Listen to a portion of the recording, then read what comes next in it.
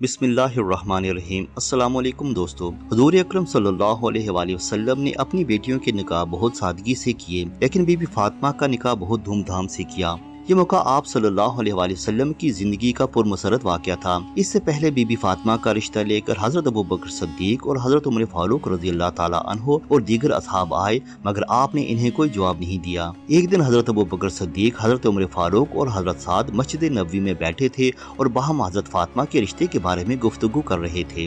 حضرت ابوبکر صدیق نے فرمایا، قریش کے اشراف نے نبی کریم صلی اللہ علیہ وآلہ وسلم سے آپ کے عقد کی خواہش کی تھی، لیکن رسول اللہ صلی اللہ علیہ وآلہ وسلم نے فرمایا، یہ معاملہ میں نے اللہ کے سپرد کر دیا ہے۔ ہم سمجھتے ہیں کہ فاطمہ علی ابن ابی طالب کے لیے ہی ہیں۔ جہاں تک علی بن ابی طالب کا تعلق ہے، آپ نے ابھی تک رسول اللہ صلی اللہ علیہ وآلہ وسلم کے سامنے فقر و تنگ دستی کی وجہ سے اپنی اس خواہش کا اظہار نہیں کیا۔ پھر حضرت ابوبکر صدیق نے حضرت عمر اور حضرت سعد رضی اللہ تعالیٰ عنہ سے کہا، آؤ علی کے پاس چلتے ہیں اور انہیں نبی کریم صلی اللہ علیہ وآلہ وسلم کے سامنے اس خواہش کے اظہار پر آمادہ کرتے ہیں، ہم اس مسئلے میں ان کی مدد کرتے ہیں۔ پھر یہ سب حضرات حضرت علی کے گھر پہنچے اور ان سے ملے تو وہ پوچھتے ہیں، آپ لوگ اس وقت کیسے تشریف لے آئے؟ اس پر حضرت ابوبکر صدیق نے فرمایا، اے ابو الحسن، خوبی کی کوئی بات ایسی نہیں جس میں آپ سبقت نہ لے گئے ہوں، تو رسول اللہ صلی اللہ علیہ وآلہ وسلم سے آپ کی بیٹی فاطمہ رضی اللہ تعالیٰ عنہ کے لیے آپ اظہار خواہش کیوں نہیں کرتے؟ حضرت ابوبکر صدیق رضی اللہ تعالیٰ عنہ کی یہ بات سن کر حضرت علی رضی اللہ تعالیٰ عنہ کی آنکھوں میں آنسو آ گئے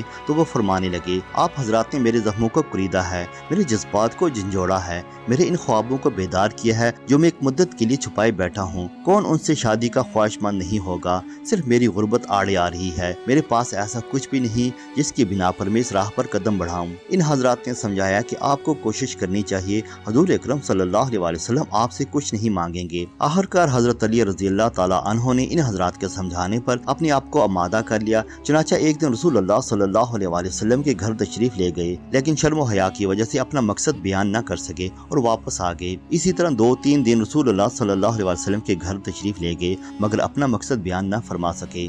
آخرکار تیسری مرتبہ رسول اللہ صلی اللہ علیہ وآلہ وسلم نے پوچھ ہی لیا، اے علی، کیا کوئی کام ہے؟ حضرت علی نے جواب دیا، ہاں۔ رسول اللہ صلی اللہ علیہ وآلہ وسلم نے فرمایا، شاید زہرہ سے شادی کا قصد لے کر آئے ہو۔ حضرت علی نے جواب دیا، جی ہاں، جس پر نبی کریم صلی اللہ علیہ وآلہ وسلم نے فرمایا، انشاءاللہ۔ جب حضرت علی رضی اللہ تعالیٰ عنہ واپس لوٹے تو صحابی عبد الرحمن بن عوف نے پوچھا، کیا کہا رسول خدا نے؟ تو حضرت علی نے کہا، میں نے آپ لوگوں سے کہا تھا کہ مجھے کیسے ہاں کریں گے؟ تو صحابی نے کہا، آپ یہ تو بتا دیجئے کہ نبی کریم صلی اللہ علیہ وآلہ وسلم نے کیا جواب دیا؟ تو حضرت علی رضی اللہ تعالیٰ عنہ نے فرمایا، انشاءاللہ۔ تو صحابی کہنے لگے، علی، اس کو رسول خدا صلی اللہ علیہ وآلہ وسلم کی جانب سے ہاں ہی سمجھیے۔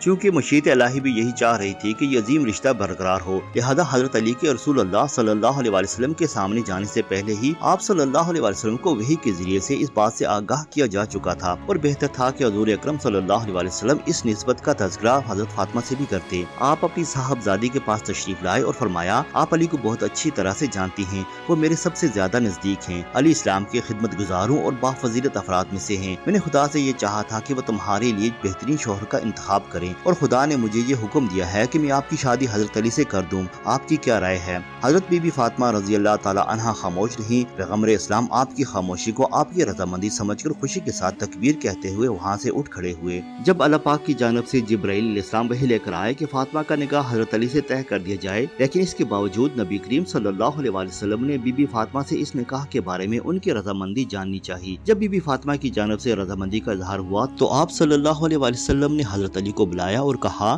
علی، مسجد نبوی میں لوگوں کو جمع کرو۔ تمام صحابہ کرام یہ خبر سن کر بہت خوش ہوئے اور مسجد میں تشریف لے آئے۔ حضور پاک صلی اللہ علیہ وآلہ وسلم مسجد میں تشریف لائے تو مسرت اور شادمانی سے آپ کا چہرہ چمک رہا تھا۔ جب سب جمع ہو گئے تو آپ صلی اللہ علیہ وآلہ وسلم ممبر کی ایک سیڑھی چڑھے اور اللہ پاک کی حمد و ثنا بیان کی۔ اس کے بعد فرمایا، لوگوں، جبرائیل علیہ السلام میرے پاس تشریف لائے اور مجھے بتایا کہ میرے پروردگار نے تمام فرشتوں کو بیت معمور پر جمع کیا۔ سب فرشتوں کو گواہ بنا کر خدا نے اپنی بندی فاطمہ بنت رسول اللہ کا نکاح اپنے بندے علی بن ابی طالب سے کر دیا ہے۔ مجھے حکم ہے کہ زمین پر ان کا نکاح کر دوں اور تم سب لوگوں کو اس پر گواہ بنا دوں۔ اس کے بعد مجمع میں خطبہ نکاح پڑھایا گیا۔ حضرت فاطمہ رضی اللہ تعالی عنہا کا حق مہر 40 مسقال چاندی یا 500 درہم قرار پایا۔ نکاح کے وقت حضرت علی کے پاس ایک تلوار، ایک زرہ اور پانی بھرنے کے لیے ایک اونٹ کے علاوہ کچھ نہ تھا۔ پیغمبر اسلام صلی اللہ علیہ وسلم نے فرمایا، اے علی، تلوار کو جہاد کے لیے استعمال کرو، اونٹ کو سفر اور پانی بھرنے کے لیے، لیکن اس زرہ کو بیچ دو تاکہ شادی کے وسائل خرید سکو۔ لہذا حضور پاک صلی اللہ علیہ وسلم نے حضرت سلمان فارسی سے کہا، اس زرہ کو بیچ دو۔ جناب سلمان فارسی نے وہ زرہ 500 درہم میں بیچ دی۔ اس سے شادی کے وسائل میسر ہوئے۔ بی بی فاطمہ رضی اللہ تعالی عنہا کو جو جہیز دیا گیا، شیخ توسی نے جہیز کی فہرست یوں بیان کی ہے: ایک قمیض جس کی قیمت 7 درہم تھی، برقع 4 درہم میں، خیبر کی تیار کردہ عبا، کھجور کے پتوں سے بنی چارپائی، 2 بچھونے جس کا بیرونی کپڑا موٹے کتان کا تھا، ایک کھجور کی چھال جبکہ دوسرا بھیڑ کی اون سے بھرا ہوا تھا، طائف کے تیار کردہ چمڑے کے 4 تکیے، ہجر میں بنی ایک چٹائی، تانبے کا تشت، چمڑے کا مشکیزہ، لکڑی کا بنا ڈونگا، دودھ دوہنے کے لیے ایک گہرا برتن، پانی کے لیے ایک مشک، ایک متحرہ، لوٹا یا صراحی وضو کے لیے، اور مٹی کے مٹکے۔ کہا جاتا ہے کہ شادی کے بعد ایک حاجت مند عورت نے بی بی فاطمہ رضی اللہ تعالی عنہا سے کچھ مانگا تو آپ نے اپنی شادی کا جوڑا اسے دے دیا۔ حضور اکرم صلی اللہ علیہ وآلہ وسلم اپنے چند باوفا مہاجر اور انصار کے ساتھ اس شادی کے جشن میں شریک ہوئے۔ تکبیروں اور تحلیلوں کی آوازوں سے مدینہ کی گلیوں اور کوچوں میں ایک خاص روحانیت پیدا ہو گئی تھی اور دلوں میں سرور اور مسرت کی لہریں موج زن تھیں۔